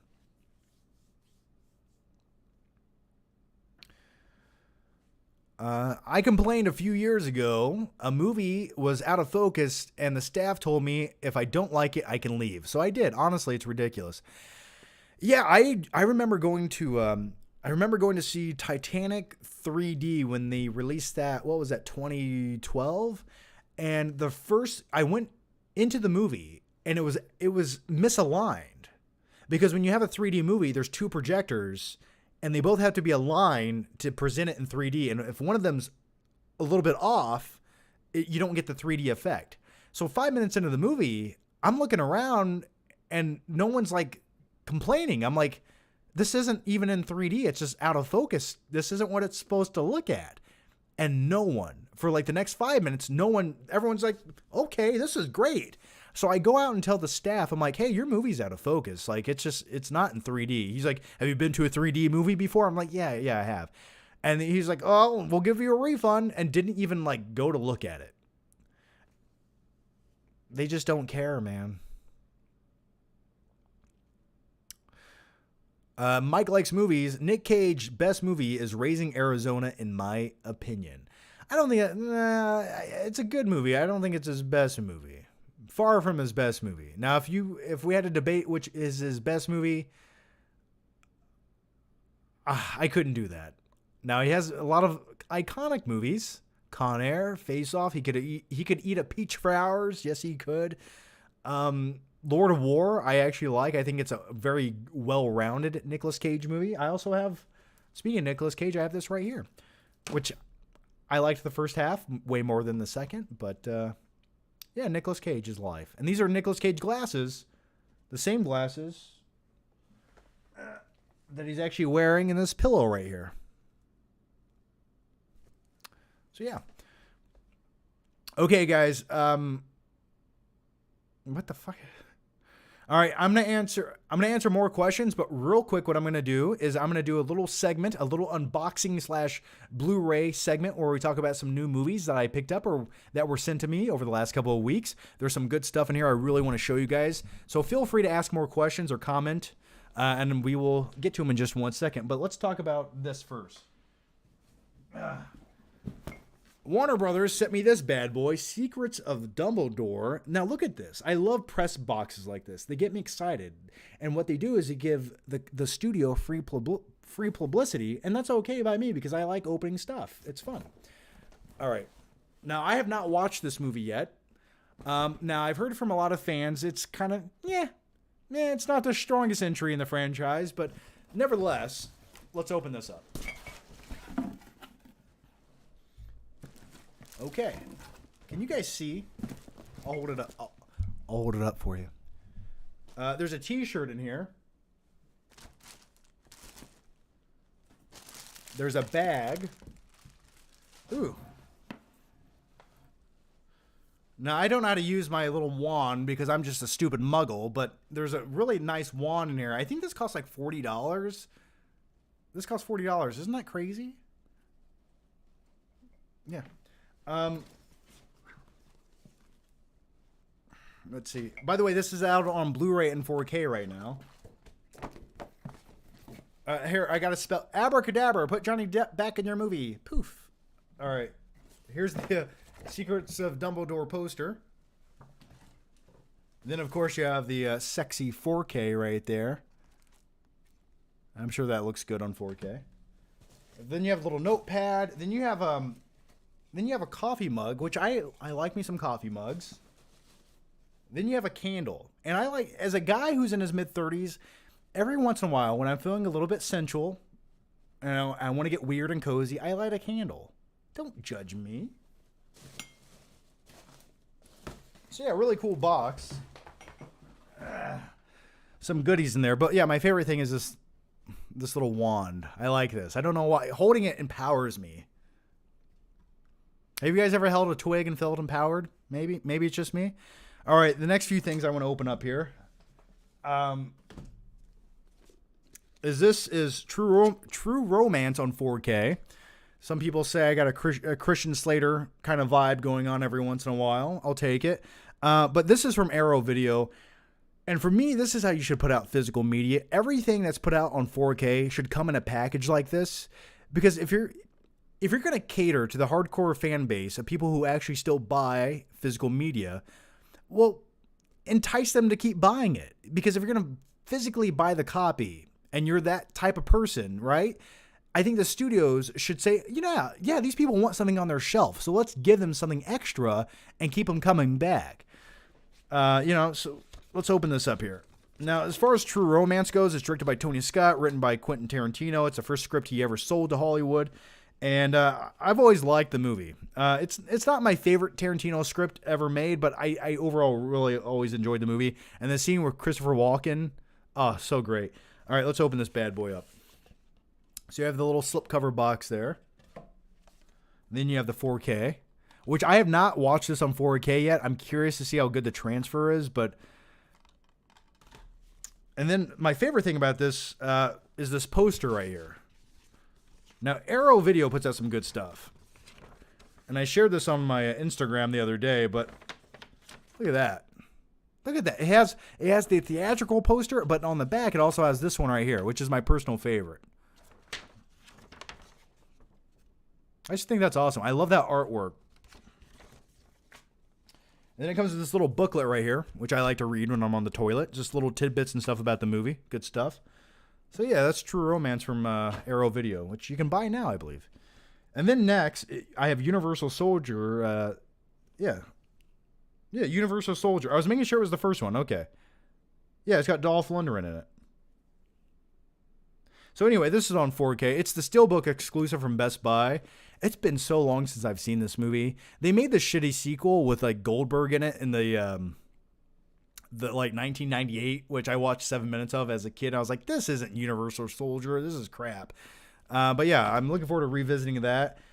Next is a cinematic masterpiece. Now, some people compare this to the Shawshank Redemption or Pulp Fiction or Forrest Gump or, I don't know, Raging Bull, for example. But next up is Good Burger.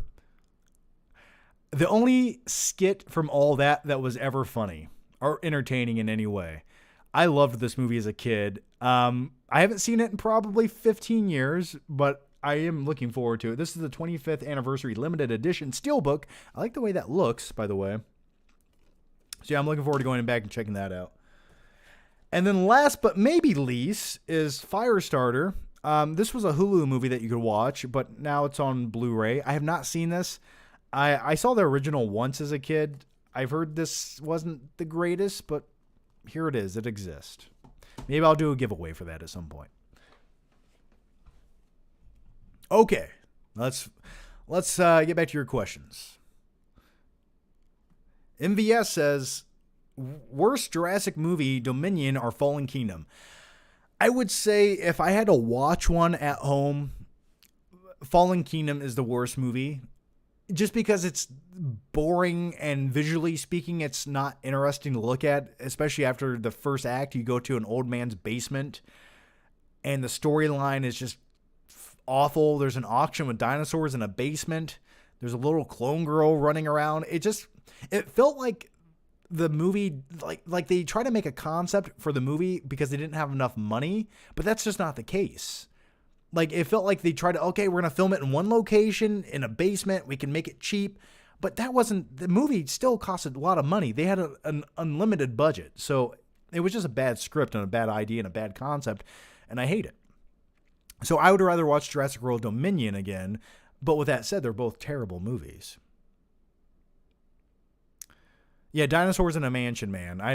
What were they thinking? But then again, you have Dominion. I'm going to hold my wand as I talk to you guys. But when it comes to Dominion, they just did some really, genetically engineered killer locusts. Why was that a subplot? Who thought that was a good idea? Van Daminator 00 says, I'm going to be straight with you, John. I'm high as hell, but I came to inform you they pushed Creed 3 back to March 2023. I didn't think it was coming out anytime soon anyway. So isn't Michael B. Jordan directing that as well? That could be interesting. It's kind of scary. It's his first directing gig. I don't know if that's the best way to start out, but I'm looking forward to it. I hope it's a good story. I like the first one. Second one was okay. I never watched it more than once. I sort of feel like they wasted Drago a little bit. Space Love 1998 says, wait, what about Raven? Wait. Oh, what? I'm sorry. Wait, what about Revenant? The Revenant. I can read. Did you enjoy that movie? I regret not watching it in theaters. I thought it was okay. You can't understand anything Tom Hardy says. And then Leonardo DiCaprio gets manhandled by a bear. I like the time period. I like that they use natural lighting to make the movie. I like that they're collecting pelts and getting in fights with Native Americans. But I watched it once, and I've went back to revisit it a few times, and it's just not one of the more rewatchable movies.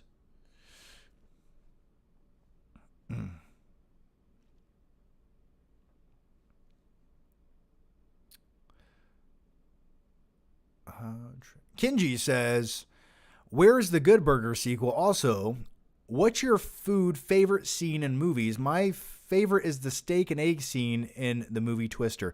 You're making me hungry, right? Oh, you just made me hungry. I hate you for that. I'll tell you the best food scene in any movie in cinema history. Are you ready for it? You rude, crude bag of pre-food chew, dude. It's the scene in the movie Hook where they're imagining food. They close their eyes and then they open it and you see this entire table covered with like turkey legs the size of your arm. They have the bowls filled with like yellow and blue paste. I don't know what it was, but I want to eat it. That's my favorite food scene in any movie. I would give anything to be there in reality. Like, imagine that's your Thanksgiving dinner right there. And then there's a giant food fight with Robin Williams and he tells you to go suck on a dead dog's wet nose because you're a paranesium brain. That would be great.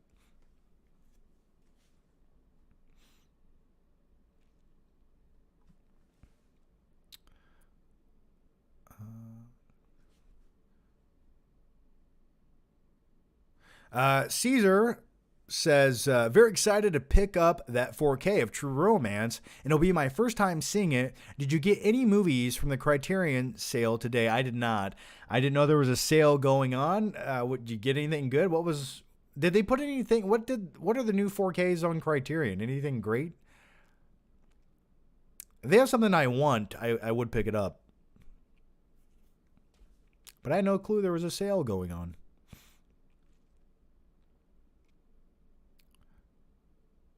Claudia Rogajan says, Good Burger is a guilty pleasure of mine. Some really funny parts in it, like when they are in the mental asylum and escape by jumping through windows. I vaguely, like I said, I have not seen that movie in a long time. I vaguely remember that. I just remember Carmen Electra's in the movie. And as a kid, I was really into that. Nope, already answered that. Hey Dude says, are you going to watch House of Dragon? I am going to watch House of Dragon. I'm hoping it's good. I'm hoping they have new writers, I believe, right? They have new head writers and screen producers for the show, right? I'm hoping they do because season 8, I think it's time to switch things up. I'm looking forward to it. The trailer for it looked pretty good. I will say the tone looked epic. I'm hoping they introduce some characters I give a shit about. See, the thing that like tied the original Game of Thrones series together were characters like Peter Dinklage and the Hound and other secondary characters I really enjoyed. So I think House of Dragon it's going to need a character like that. It's going to need a Peter Dinklage type character in it. OE Review says, late to the stream, but what did you think of Stranger Things? Have you finished it? 9 out of 10. The ending was epic. I'd give it like a 4.5 out of 5 stars, or at least a solid 4 out of 5 stars. I think I'd be hard pressed not to give it 4.5. I think it did everything it should have done. We talked about that earlier in the live stream quite a bit, but really enjoyed it, man. I was surprised by a few things they did, and I'm glad the way it ended off will give season 5 like a bigger feel that we haven't seen already a few other times. So I'm really looking forward to season 5, but I liked it. I was happy with 95% of the things they did in that final season. And they surprised me some of the things they did to a few characters really surprised me. But no spoilers. All right. Joseph Noel says, I love the scene in Pulp Fiction when Jules says pigs are filthy animals. Well, yeah, it's his religion, so he considers them filthy animals and he won't eat them. You don't like bacon? Yeah. Jules. That's a great character. My favorite scene in that movie is when they accidentally shoot what's his face in his face, and they have to go to the Quentin Tarantino's house and get his bed sheets, and his wife's going to be pissed, and he gets hosed down in the backyard, and then Vincent washes his hands on the white towels. Just that entire sequence, I love it.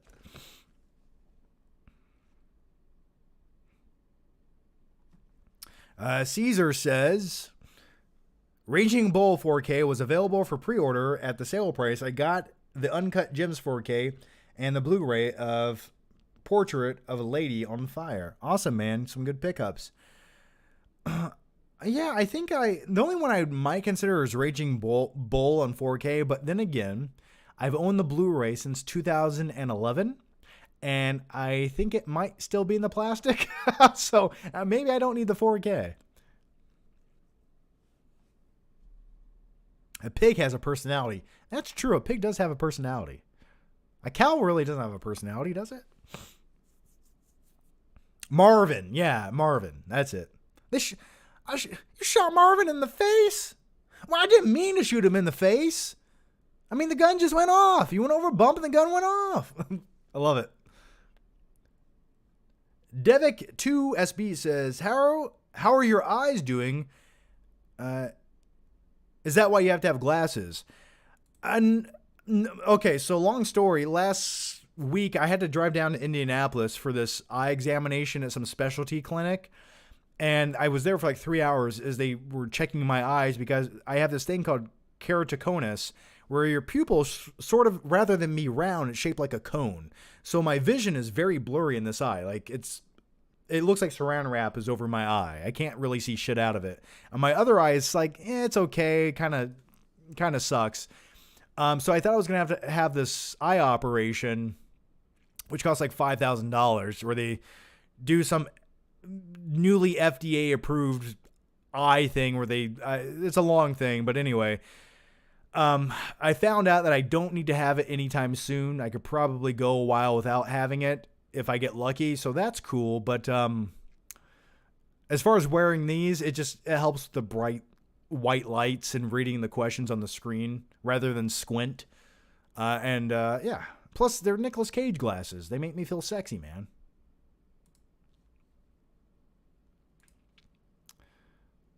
But thank you. So the eyes are doing good enough, I guess. Sounds like a dinosaur. Uncut Gems was so overrated. I don't think it was overrated. I think it was fine. I liked it. It was definitely a stressful movie to watch. But do I have any urge to go back and rewatch it? Probably not. Claudia Rojan says, Marvin is played by Phil Lamar, famous voice actor. Also, he was wasn't Phil Lamar also in Mad TV, the comedy sketch show in the 90s? I thought he was on that as well.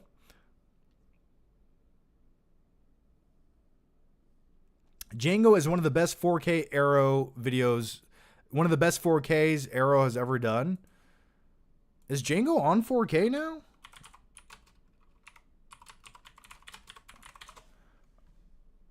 Is this a 4K? Oh my God, there is a 4K of Jingle. Why did I not know about this? Well, I'm going to have to buy that shit.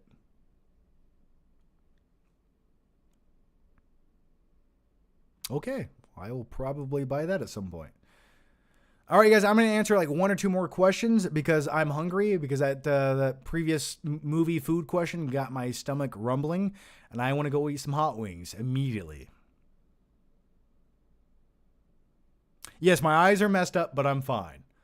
I'll live. No complaints from me. They're good enough. For now.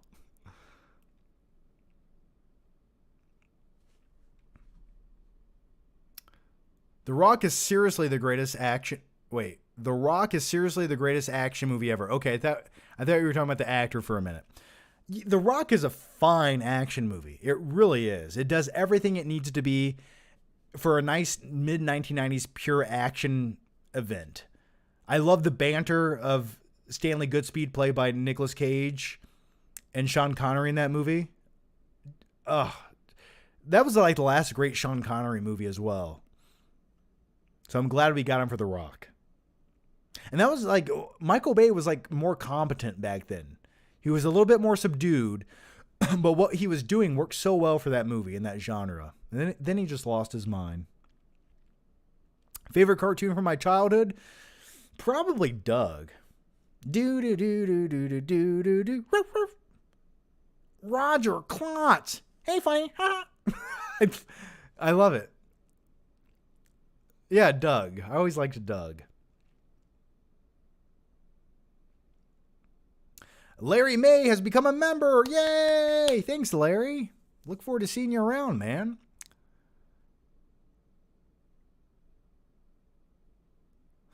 Matt Lendowski says, John, have you seen Beavis and Butthead Do the Universe?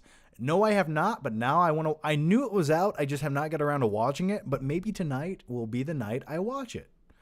Because I'm in the mood for some Beavis and Butthead, man.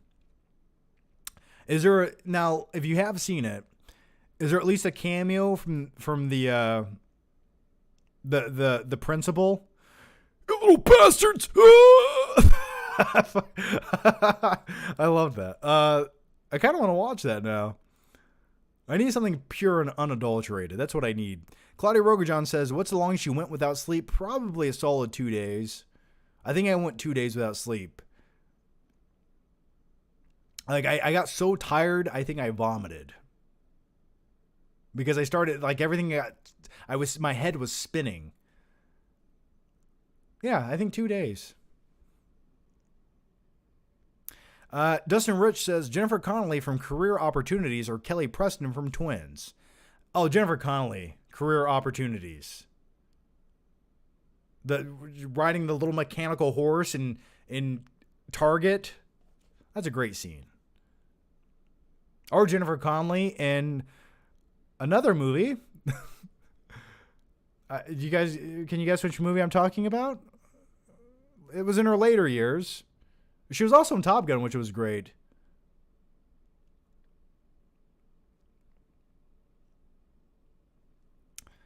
The next one comes from Caesar. Caesar says, favorite 4K / Blu-ray so far this year. This year?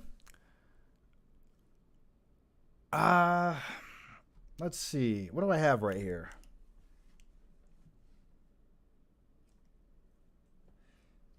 I don't know. It depends. Like if you're talking about picture quality, that could be one thing. That's a tough. I don't know. Oh, here's my Batman Steelbook 4K.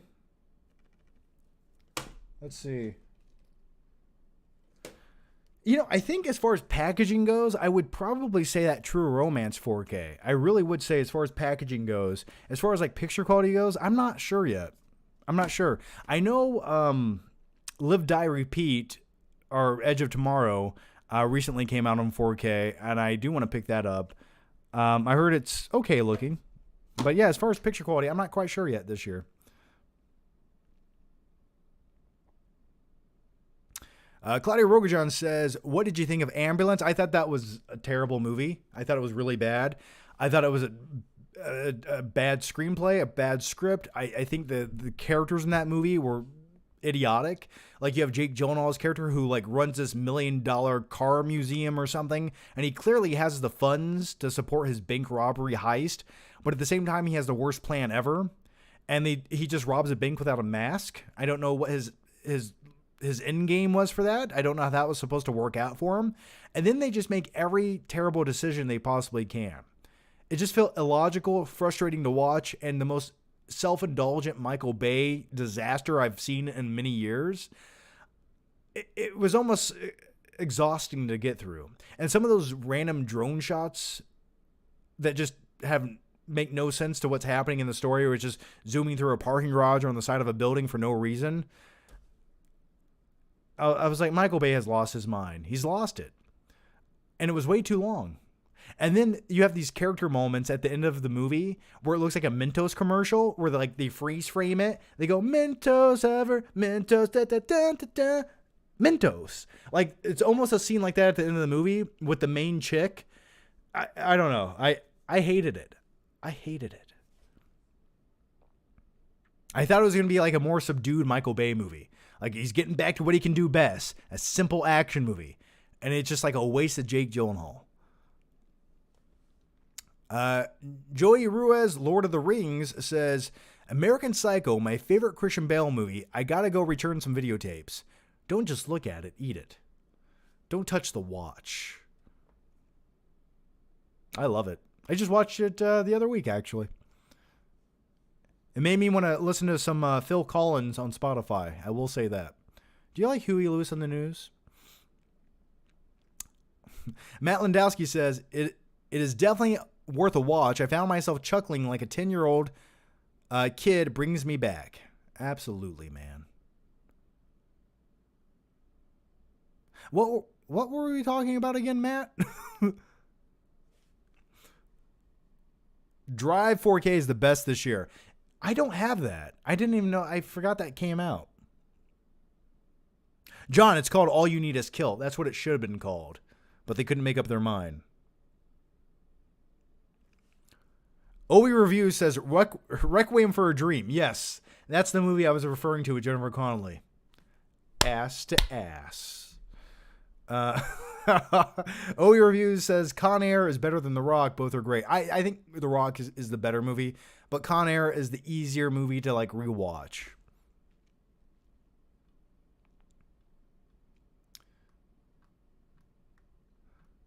All right. Michael Parton says nothing. He said nothing. Okay, never mind. Night King 01 says, John, which city on fire? What? Okay, John, watch City on Fire with Chow Yun Fat. It's inspired by Reservoir Dogs. Actually, Tarantino just remade the last 30 minutes of the movie with no build-up. I've heard that. But I have not seen it, so maybe I need to give it a watch. Yeah, Tarantino's Reservoir Dog, it just jumps into it. It's just like, okay, we did all this stuff. Now here's the third act of the movie, which would be in any other movie, but now this is the feature length of our movie, which I like. That's what I liked about his movie. Cowboy Collector has become a member. Yay! Thanks, Cowboy Collector. Yeehaw. Caesar says, yeah, I thought Ambulance was going to be a little bit more serious, like 13 hours, but unfortunately it wasn't. Yeah, it was like a music video on crack that just went on for 2 hours when it should have been an hour and a half. Just the worst bank robbers in history. Just so, and the female paramedic character at the end of the movie, it was just like, I was just cringing, like I was biting my own tongue off. Joey Ruiz, Lord of the Rings, has become a member. Thanks, Joey. Yay. Thanks, guys.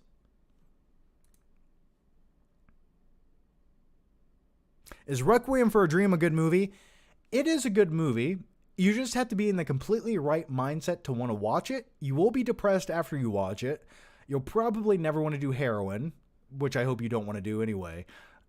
It's a good movie. You just got to be in the right mood. And you have to want to be depressed after you watch it. And you don't want to eat when you watch it either.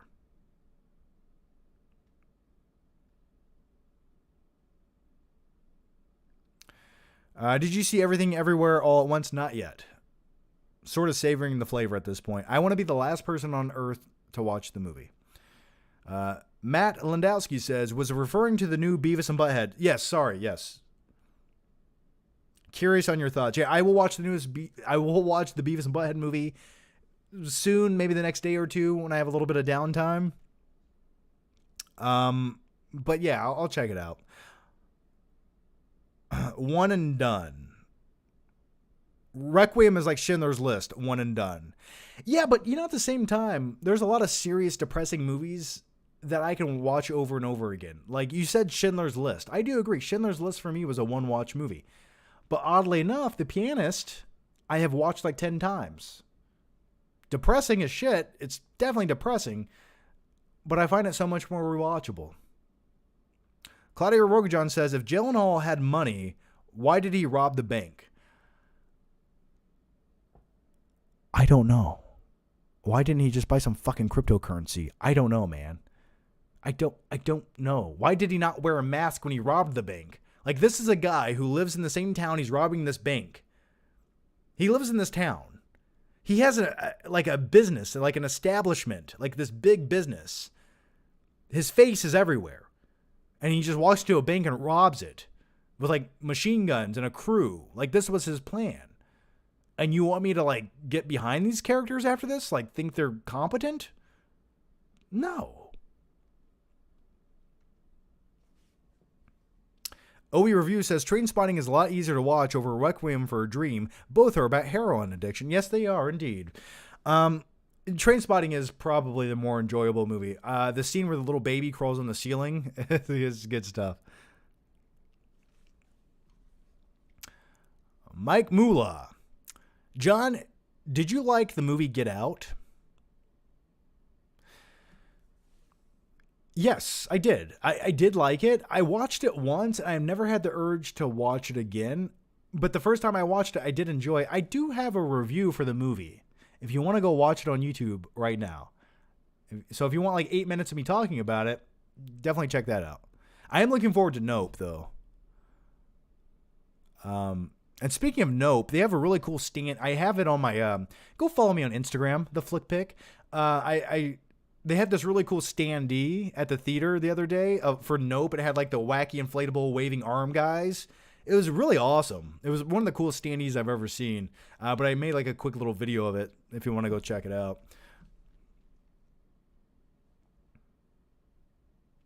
Justin Richards says, best pre-workout movie? Oh, best pre-workout movie. Ooh, that's a good question. Now, every time I watch Pumping Iron, I want to go lift something heavy. I want to lift something heavy as I watch Pumping Iron. I rub a little baby oil on the biceps, get ready.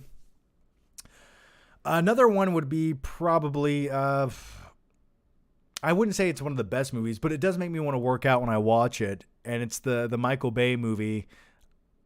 What was What's the Michael Bay workout movie of Mark Wahlberg? Hey, I gotta get a pump. Why can I not remember what that's called right now? Come on, John. It'll come to you. Pain and Gain. There it is. Okay. Yeah, Pain and Gain is another movie. When you watch it, you kind of want to work out because Mark Wahlberg's character is so dedicated to fitness. That's another one. I'm trying to think of a few other movies that make me want to work out. Whenever I watch Over the Top and Stallone's driving down the highway and he has his bicep machine in his semi, but he has it on the right side, so he only works out one arm. Oh, I just want to go work out my right bicep.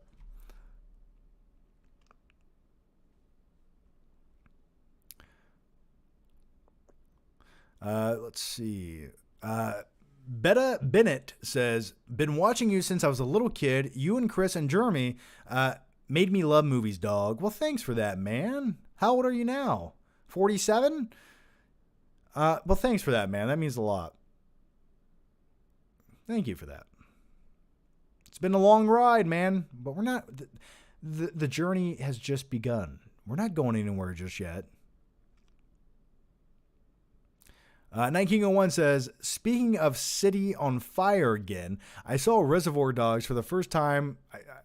I saw Reservoir Dogs first, so watching the movie, I was like, whoa, Tarantino literally remade sequences shot for shot. I have heard that. He takes heavy inspiration from some other movies. Claudia Rogajan says, is Trainspotting a comedy? I never seen it. Yeah, it definitely has like dark humor and comedy in it. They try to like make light of some of the situations, and there's like this narration by Obi-Wan Kenobi throughout the movie, which I really did enjoy. Ewan McGregor. And he's talking about like trying to get off heroin in one sequence, and he's like talking about all the steps he's taken. He's like, bucket for vomitus. And it just shows a bucket that he's going to puke in for the next 3 days as he locks himself in a room. It's a great movie. Check it out. 300 is a good pre-workout movie. Yeah, 300 makes you want to go do abs for the rest of your life and be covered in baby oil.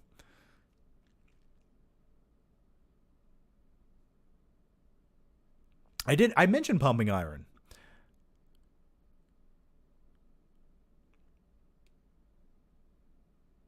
Batman workout scene in Batman v Superman is fire. I agree. I just wish that would have went on for 5 more minutes. When Ben Affleck's working out, I was like, yes, finally they're showing Bruce Wayne working out, getting in shape. And I liked how like rough and gritty it was. Also, Rocky IV, the training montage sequence when you have Drago working out, just juicing up, covered in oil, running, going, like, that makes me want to go work out right now. I'm going to end this right now so I can go work out. That's a lot. I'm going to go eat hot wings and watch Beavis and Butthead. Justin Richards says, Django or Inglourious Bastards, which do you prefer? Django, I prefer Django very much so. I like Inglourious Bastards. I think Christoph Waltz is great in that movie. But I like him more as a good guy in Django. So Django Unchained is probably my top 20 movies of all time. I've seen that probably 40 times. I love it. That and Hateful Eight. Both Tarantino movies that grew on me over time. Like, I liked them the first time I saw them, but like, for example, Hateful Eight, the more I watch it, the more I like the movie.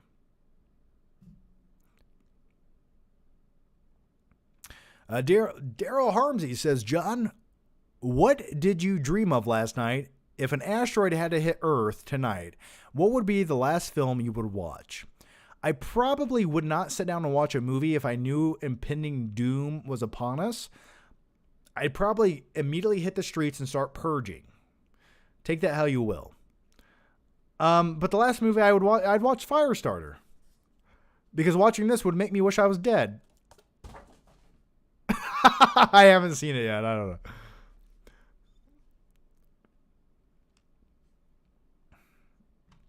know. Michael Barton says, Siskel and Ebert loved Speed 2. Yeah, they got a paycheck for that. The fact that they could say they loved that movie, like that was one of the worst sequels ever made. You have Willem Dafoe putting leeches on himself and shit. Joey Ruiz, Lord of the Rings, says, where do you rank Jingle and Chain out of the Quentin Tarantino movies? I loved it. Top 3 for me. It's in the top 3. Top 3 are Pulp Fiction, Hateful Eight, Django when it comes to Tarantino movies. I might put Once Upon a Time in there as a close 4th. So those are like Once Upon a Time in Hollywood is another one I like more every time I watch it. Like, I just like the time period. I like it's just like fun and easy to watch for me. I like Brad Pitt in that movie. I like Leo in that movie. Someone asked me what are my favorite Leo movies, and I forgot to mention Once Upon a Time in Hollywood. I completely forgot.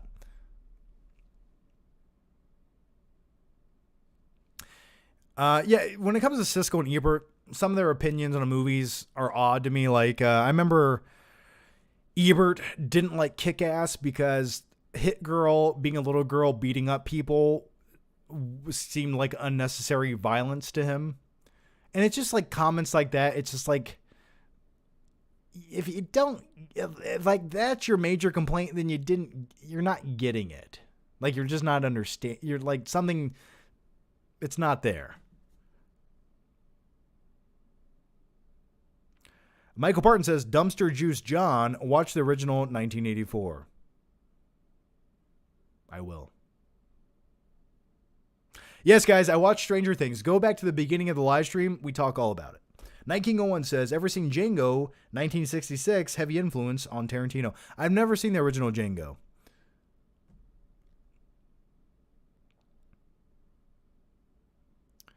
Jackie Brown is one of my least favorite Tarantino movies. I always try to like it, and like I can get through the first half of it, but by the second half, I'm like, oh, this is still going. Night King 01 says, ever seen Jingle? You already answered that. All right. I'd watch The Professional 2 with Natalie Portman. Yeah, that's a movie that they talked about making, I feel like, at one point, but it never came out. I don't know why. It probably would have done well like 10 years ago. Maybe 15 years ago.